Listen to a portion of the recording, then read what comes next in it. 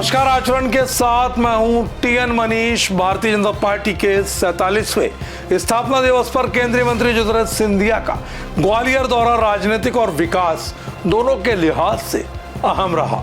जहां एक तरफ उन्होंने पार्टी के नए कार्यालय के भूमि पूजन कार्यक्रम में संगठन की विचारधारा को सत्ता नहीं संस्कार बताया, वहीं दूसरी ओर 6000 करोड़ की आगरा ग्वालियर 6 लेन परियोजना और 1400 करोड़ की एलिवेटेड रोड का निरीक्षण कर विकास कार्यों की रफ्तार का जायजा लिया।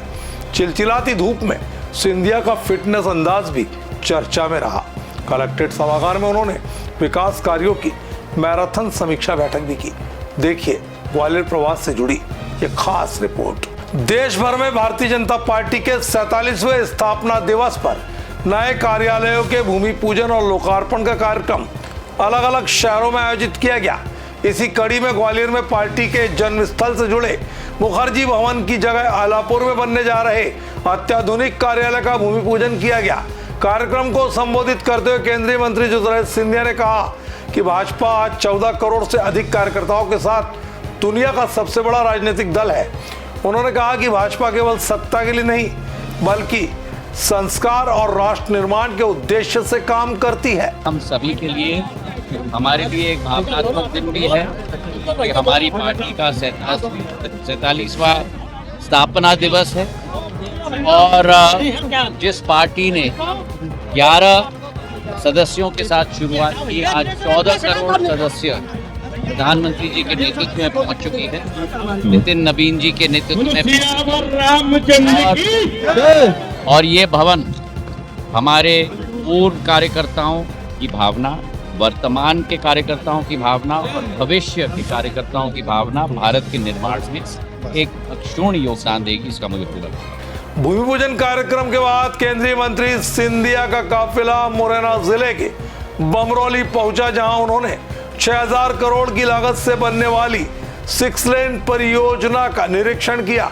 यह परियोजना आगरा से ग्वालियर की दूरी को 3 घंटे से घटाकर 1 घंटा करने में अहम साबित होगी। सिंधिया ने परियोजना के लिए प्रधानमंत्री नरेंद्र मोदी और केंद्रीय मंत्री नितिन गडकरी का आभार जताया। उन्होंने कहा कि ग्वालियर चंबल से उनका रिश्ता केवल राजनीतिक नहीं बल्कि पारिवारिक है। ये एक ऐतिहासिक पहल है और ये इसीलिए संभव है क्योंकि पंत प्रधान नरेंद्र मोदी जी का आशीर्वाद और उनका बरदस्त मध्य प्रदेश पर और ग्वालियर चंबल संभाग पर है।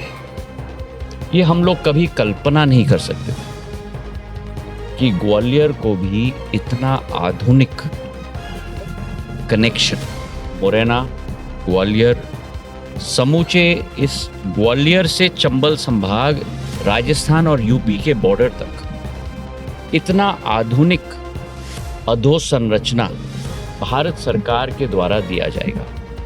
ग्वालियर से मुरैना तक कई स्थानों पर केंद्रीय मंत्री सिंधिया का कार्यकर्ताओं और समर्थकों ने जोशीला स्वागत किया। सिंधिया ने कहा उनका परिवार हमेशा ग्वालियर चंबल के विकास के लिए समर्पित रहा है। उन्होंने कहा कि वे सांसद कहीं से भी रहे लेकिन उनकी आत्मा ग्वालियर चंबल में ही बसती है। पूरा विश्लेषण आपके समक्ष किया है।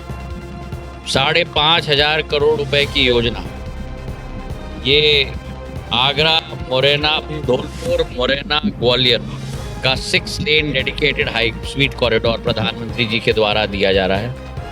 मुरैना में अटल एक्सप्रेसवे बन रहा है, औद्योगिकरण हो रहा है।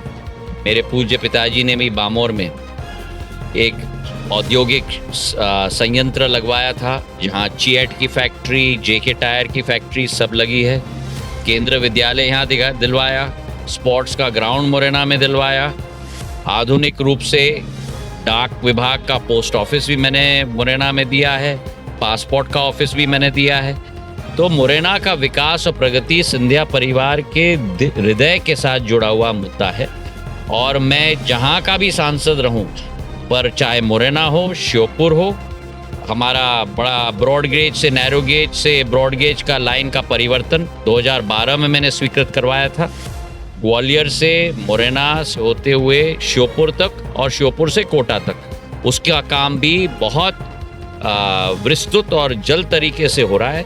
माधव महाराज ने नैरो गेज लगाया था, उनका वंशज होने के नाते आज ब्रॉड गेज भी प्रधानमंत्री जी के आशीर्वाद से आ रहा है। बहुत बहुत धन्यवाद। मुरैना से लौटने के बाद केंद्रीय मंत्री सिंधिया ने 1400 करोड़ की लागत से बन रही ग्वालियर की ऐतिहासिक एलिवेटेड रोड परियोजना का निरीक्षण किया। इस दौरान उनका सादगी भरा और फिटनेस वाला अंदाज भी देखने को मिला।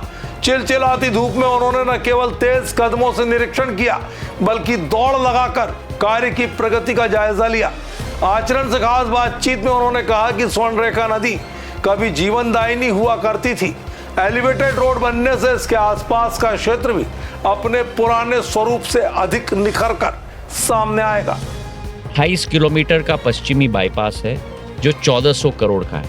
इन दोनों योजनाओं को मिला लो तो 7000 करोड़ रुपए की योजनाएं हैं, एक 88 किलोमीटर की और एक 28 किलोमीटर की, और संपूर्ण संभाग को ये जोड़ के छोड़ेगा। जो व्यक्ति दिल्ली से गुना जाना चाहता है वो सीधा हाईवे बाईपास करते हुए चला जाएगा और इससे संपूर्ण इलाके का भविष्य का भी नवनिर्माण होगा। इसी के साथ अटल एक्सप्रेसवे को आप ज्वाइन करोगे तो पूर्वी और पश्चिम का एक अलग हाईवे हमारा बन रहा है कोटा तक। तो प्रधानमंत्री जी के नेतृत्व में गडकरी जी के साथ के आधार पर एक विस्तृतीकरण ग्वालियर चंबल संभाग में इन हाईवेज का हो रहा है। उसी का निरीक्षण करने के लिए मैं आया हूं आज और जल्द से जल्द कार्य भी शुरू होगा। एलिवेटेड रोड का निरीक्षण करने के बाद केंद्रीय मंत्री सिंधिया सीधे कलेक्ट्रेट सभागार पहुंचे, जहां उन्होंने अधिकारियों के साथ विकास कार्यों की मैराथन समीक्षा बैठक की। बैठक में सड़क, शहरी विकास, अधोसंरचना और जनहित योजनाओं की प्रगति पर विस्तार से चर्चा की गई। सिंधिया ने अधिकारियों को समय सीमा में गुणवत्ता के साथ काम पूरा करने के बंद कमरे में निर्देश भी दिए।